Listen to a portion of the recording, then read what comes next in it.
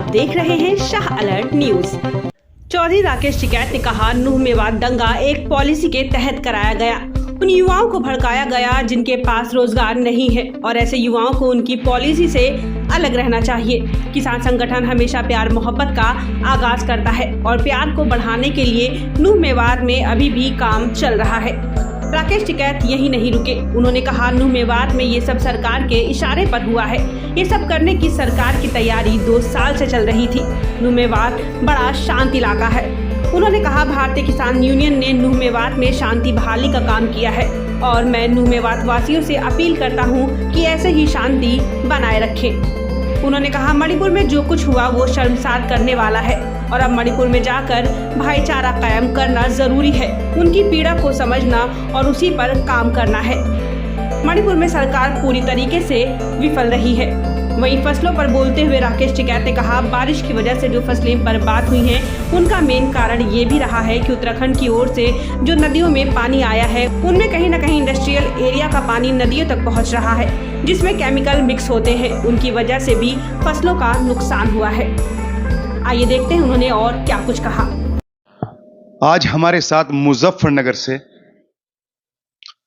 चौधरी राकेश टिकैत, जो किसी पहचान के मोहताज नहीं है, क्योंकि चौधरी महेंद्र सिंह टिकैत स्वर्गीय जी की जो मेहनत है उस मेहनत को लगातार फीकी नहीं पड़ने दी और जो संघर्षशील जीवन रहा चौधरी साहब का, उस जीवन को आगे बढ़ाने का कार्य उनके पुत्र चौधरी राकेश टिकैत ने लगातार किसानों की लड़ाई लड़कर आगे बढ़ाने का जो कार्य किया है वे देश ही नहीं पूरा वर्ल्ड जानता है।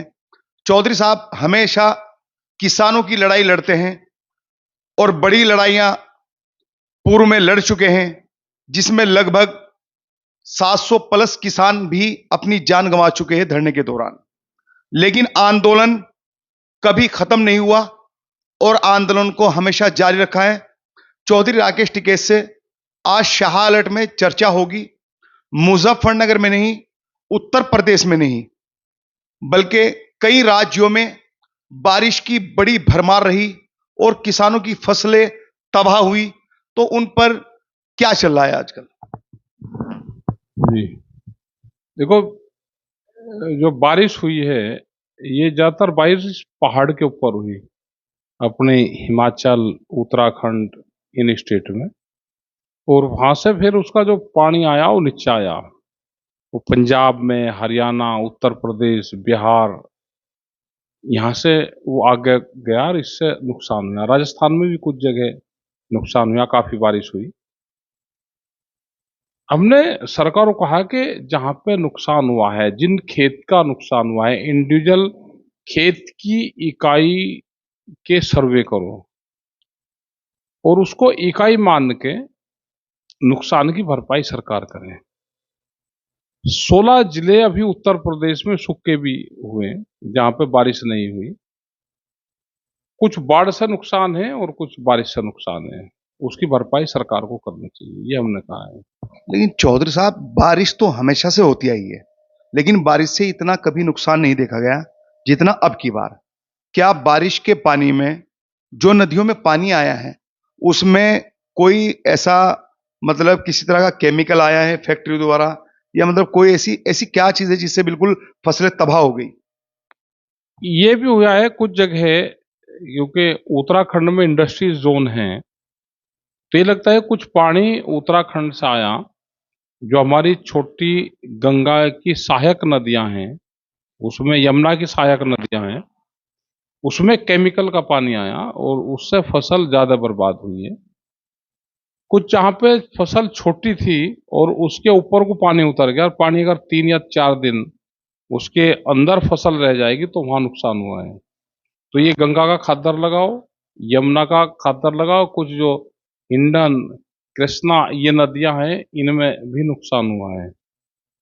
उत्तर प्रदेश के मुख्यमंत्री के नाम आपने अभी 2-4 रोज पहले एक बड़ा ट्रैक्टर रैली नहीं रेला था, वो जो आपने जमा किया था और एक ज्ञापन दिया था उत्तर प्रदेश की सरकार से, आपने मांग की थी किसानों के लिए, उसमें क्या आश्वासन मिला है? अभी आश्वासन ने उनको चिट्ठी लिखी है अभी, और ये एनजीटी का मामला है, जो नेशनल ग्रीन ट्रिब्यून है उसका मामला है, दिल्ली का, भारत सरकार का है। हमने उनसे कहा है कि किसान का ट्रैक्टर, गाड़ियां, ये उससे निकाल ले जाए जो कम चलती है, इसको किलोमीटर के आधार पे करो। आप 10 साल में उसका पोल्यूशन चेक करवा लो। अगर वो ठीक चल रही है तो क्यों उसको कर रहे हैं? अब जज है, उनकी गाड़ियां कितनी चलती है, ये एक डॉक्टर है उसकी कितनी चलती है, या एक कॉमर्शियल व्हीकल है उसको और एक डॉक्टर की गाड़ी को आप कैसे कंपैरिजन कर दोगे? रोडवेज की गाड़ी और ट्रैक्टर को आप 10 साल में कैसे कंपैरिजन कर दोगे? ये गलत है, उनका साल का गलत है। उससे ये लगता है कि बड़े जो कंपनियां हैं उनको फायदा देने के लिए ये सरकार ने नॉर्म्स बनाई हैं और उसका एक ट्रिब्यून बना दिया कि भाई हम कुछ नहीं कर रहे, वो तो वो कर रहा है, जो भी फैसला कर रहा है वो एनजीटी कर रहा है। चौर साहब, हमारे बराबर का एक हिस्सा है, बहुत करीब पड़ता है, हरियाणा। अभी नूह मेवात में जो नहीं होना चाहिए था वो हुआ, क्योंकि इंटेलिजेंस को 3 रोज पहले एक तरीके से सब कुछ पता चल पड़ा था कि जो बिट्टू बजरंगी है उसने कहा था कि दामाद आ रहा है, और दूसरी तरफ से आया था कि स्वागत किया जाएगा। तो जब इतना सब कुछ चला तो फिर वहां पर, जबकि सरकार मौजूदा है, सत्ता है, सब कुछ है, तो कंट्रोल क्यों नहीं हुआ?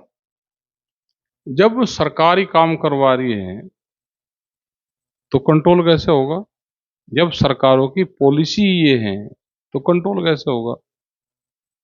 और हमने कहा कि बच्चों को बहका के इस तरह के काम करवाए जा रहे हैं, उनको इस सिस्टम से बगल आना चाहिए।